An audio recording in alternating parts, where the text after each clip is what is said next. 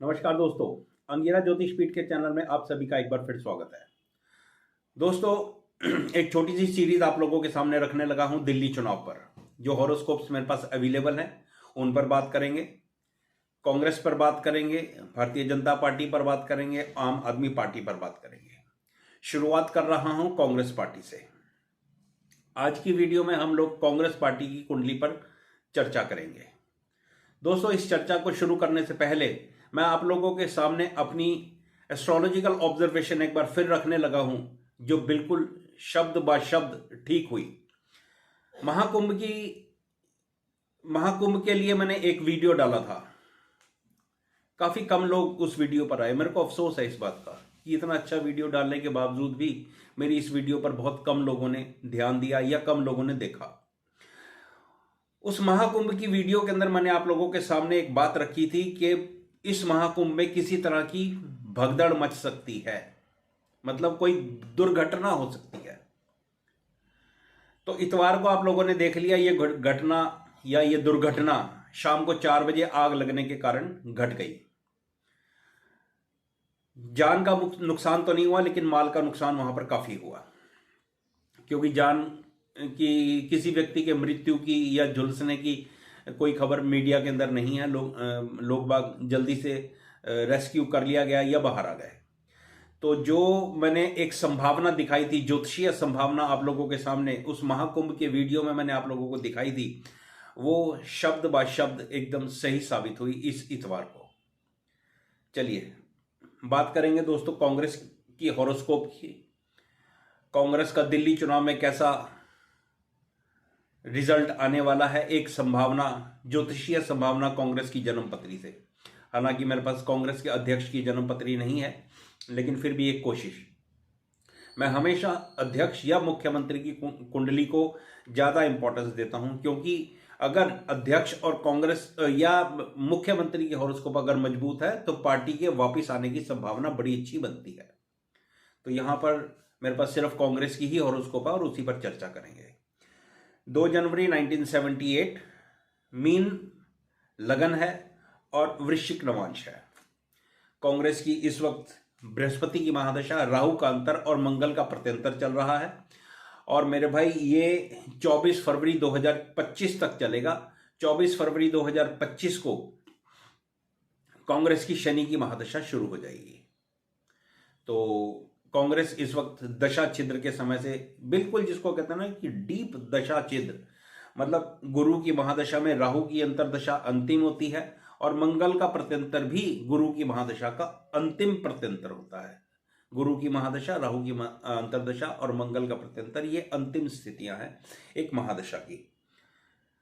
दोस्तों, गोचर की बात करें तो शनि का गोचर इस वक्त कुंडली के 12वें घर में और चंद्रमा से 6ठे घर में। बृहस्पति का गोचर लगन से 3रे घर में और चंद्रमा से 9वें घर में। ये स्थितियां इस कुंडली के अंदर बनी हुई हैं। 10th हाउस कुंडली का आपको प्रॉस्पेरिटी देता है, 4th हाउस आपको प्रॉस्पेरिटी देता है, 7th हाउस आपको प्रॉस्पेरिटी देता है। कुंडली का 2nd हाउस भी आपको प्रॉस्पेरिटी देता है। तो दशाओं का कनेक्शन जब तक इन सभी भावों से नहीं बनेगा तब तक प्रॉस्पेरिटी आपकी जिंदगी में नहीं आएगी। और अगर पार्टी की बात करें तो 5th हाउस की दशा भी आप लोगों के लिए, मतलब पार्टी के लिए शुभ हो सकती है, वो कंडीशनल होती है। चलिए बात करते हैं दोस्तों 5 फरवरी की। 5 फरवरी को कांग्रेस दिल्ली में चुनाव होने वाला है और 5 फरवरी को चंद्रमा का ट्रांजिट 2nd हाउस में और मंगल का ट्रांजिट जो प्रत्यंतर दशानाथ है उसका कर्क राशि में ही है, यानी कि एक दूसरे से केंद्र में है। मंगल का ट्रांजिट जो प्रत्यंतर दशानाथ है वो 5वें घर में यानी कि कर्क राशि में, और चंद्रमा जो किसी भी इवेंट को एग्जीक्यूट करने के लिए बहुत इंपॉर्टेंट प्लैनेट है, उसका ट्रांजिट 2nd हाउस में। ये एक अच्छी स्थिति है। बृहस्पति का 3rd हाउस में, लगन से 3rd हाउस में ट्रांजिट 11th हाउस को देख रहा है। मंगल का ट्रांजिट 5वें घर से 11th हाउस को देख रहा है और शनि का ट्रांजिट 12th हाउस में, लगन से 12th हाउस में ठीक नहीं है। तो ये सब स्थितियों को जब हम आकलन करते हैं और इन सब स्थितियों को देखते हैं, दशाओं को साथ लगाते हैं, तो मेरे भाई दोस्तों, मेरे दिल दिमाग में एक बात तो आती है, 2025 के दिल्ली के चुनाव में कांग्रेस पार्टी अच्छा तो करने वाली है। देखिए, अभी तक कांग्रेस के पास कोई सीट तो है नहीं, तो अगर इस चुनाव में 1-2 सीट भी आ जाए तो भी कांग्रेस के लिए अच्छा है। मुझे आशा और उम्मीद है कांग्रेस के लिए, ये ग्रह स्थितियों को देखते हुए। देखिए, मुझे क्या लगता है, ज्योतिषीय आंकलन जो मेरा है, एस्ट्रोलॉजिकल ऑब्जर्वेशन, मुझे इस बात की संभावना बड़ी प्रबल दिखती है कि कांग्रेस के साथ 2-3 तरह की घटनाएं घट सकती हैं। एक तो कांग्रेस की कुछ सीटें आ जाएंगी, ऐसा मुझे लगता है। दूसरा, मुझे ऐसा लगता है कि अगर कांग्रेस की सीटें नहीं आई मान लो, तो मुझे ऐसा लगता है कि कांग्रेस का कैंडिडेट दूसरे नंबर पर तो आएगा। इस तरह का उत्थान तो होना चाहिए। मतलब कहने का यह है कि आपने पिछले चुनावों में जैसा देखा कि कांग्रेस एकदम तीसरे चौथे नंबर पर ही खिसक के रहेगी, तो अब की बार मुझे लगता है कि कांग्रेस के कई सारे कैंडिडेट सेकंड नंबर पे आने की संभावना उनकी बनती है। और अगर ऐसा नहीं हुआ तो एक अच्छी खासी मुझे लगता है कि जो वोट परसेंटेज है कांग्रेस का, वो बढ़ना चाहिए।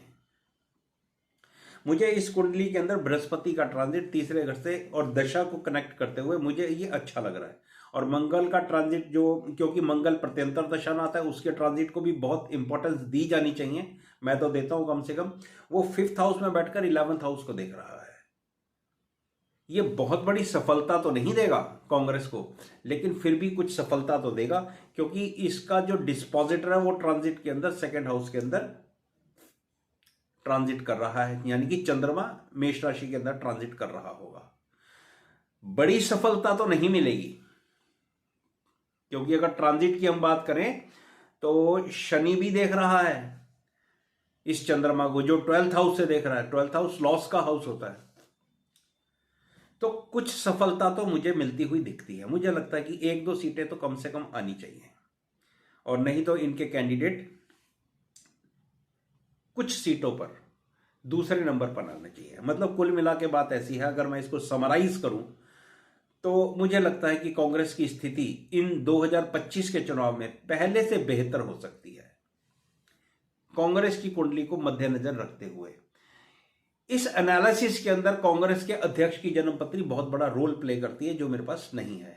वो कुंडली कांग्रेस के अंदर कितना और इजाफा कर पाएगी, कितना और प्लस कर पाएगी, या कितना डिक्रीज कर पाएगी, ये सब कुछ निर्भर करता है दिल्ली के अध्यक्ष की कुंडली पर। तो दोस्तों, ये छोटा सा एनालिसिस दिल्ली पर आप लोगों के सामने, एक मेरी एस्ट्रोलॉजिकल ऑब्जर्वेशन जो रिसेंटली ठीक साबित हुई है, सत्य साबित हुई है, वो भी मैंने आप लोगों के सामने रखी। मेरा पूरा वीडियो देखने के लिए आप सभी का धन्यवाद।